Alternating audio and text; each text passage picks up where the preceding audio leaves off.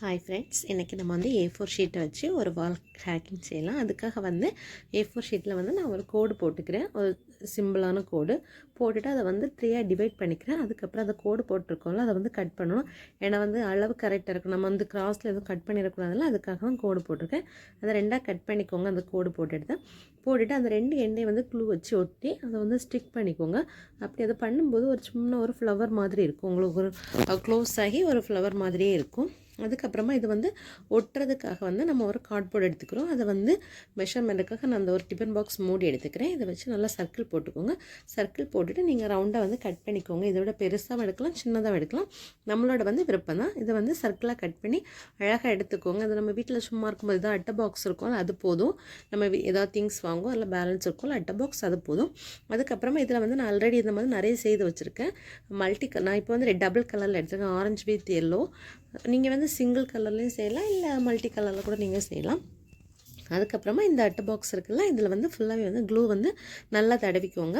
கன் க்ளூவும் use பண்ணுங்கள். நான் வந்து நார்மல் ஃபெபிகால் தான் யூஸ் பண்ணியிருக்கேன். யூஸ் பண்ணிவிட்டு அதை வந்து ஃபஸ்ட்டு வந்து நான் ஃபுல் வந்து ஆரஞ்சு வைக்கிறேன். அதுக்கப்புறம் உள்ளாடி வந்து எல்லோ கலர் கொடுத்துக்கிறேன். அந்த மாதிரி 2 கலருமே மாற்றி நீங்கள் வச்சுட்டு ஃபுல்லாக வந்து முடிச்சுக்கோங்க. ஏன்னா இது வந்து 1 டேக்கு முன்னாடியே வந்து நீங்கள் அந்த சின்ன பேப்பர்ஸ் இருக்குல்ல, அதை செய்து வச்சா அது வந்து உங்களுக்கு ட்ரையாகவே கிடைக்கும். உடனே நம்ம பண்ணி அதை பண்ண முடியாது. அதனால பிஃபோர் டே செய்து வச்சுட்டு இதை நெக்ஸ்ட் டே செய்யும்போது பெட்டராக இருக்கும். ஏன்னா இதுக்குள்ளாடி வைக்கிறதுக்கு ஒரு ஃப்ளவர் செய்ய போகிறோம். அதுக்காக வந்து நான் ஒரு ரெட் கலர் பேப்பர் எடுத்துக்கிறேன்.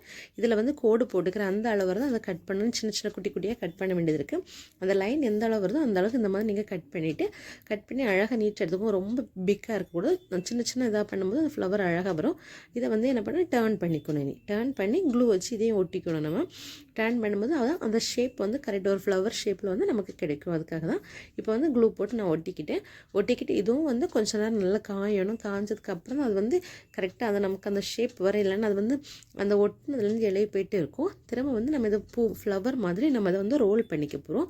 க்ளூ போட்டுட்டு ஒட்டிக்கணும். இல்லைனா சம்டைம் வந்து அதுக்கே டவுன்லேருந்து வந்து லூஸ் ஆகி வந்துடும். அதுக்காக தான் இப்போ 2 பேப்பர்ஸ் எடுத்து அட்டாச் பண்ணி இந்த மாதிரி ஒட்டிட்டு அதுக்கடுத்து அதை வந்து நல்லா ஷேப் கொடுத்துக்கோங்க. இப்படி வச்சுட்டு சென்டரில் வந்து நீங்கள் இந்த மாதிரி விரிச்சு விட்டுட்டிங்கன்னா ஒரு அழகான ஒரு ஃப்ளவர் மாதிரி இருக்கும். ஏனி வந்து இதை வந்து நம்ம ஆல்ரெடி பண்ணி வச்சுருக்கோம்ல அந்த கிராஃப்ட்டு, அதுக்கு உள்ளே சென்டரில் இதை வச்சிங்கன்னு சொன்னால் ரொம்ப க்யூட்டாக பார்க்குறதுக்கு ஒரு அழகாக இருக்கும். இது பேக்கில் வந்து நீங்கள் டபுள் சைடு ஸ்டிக்கர் ஏதாவது வச்சுட்டு நீங்கள் உங்களோட வாலில் வந்து ஃபிக்ஸ் பண்ணிட்டீங்கன்னா ரொம்ப அழகாக இருக்கும். பிடிச்சனா லைக் பண்ணி, ஷேர் பண்ணி, சப்ஸ்கிரைப் பண்ணுங்கள். இதோட கிராஃப்ட் எல்லாம் பார்க்கணுன்னா இது போல் அதிகமாக கிராஃப்ட் உங்களுக்கு நான் சொல்லித்தரேன். என்னோடய சேனலை சப்ஸ்கிரைப் பண்ணி வச்சுருங்க. பாய்.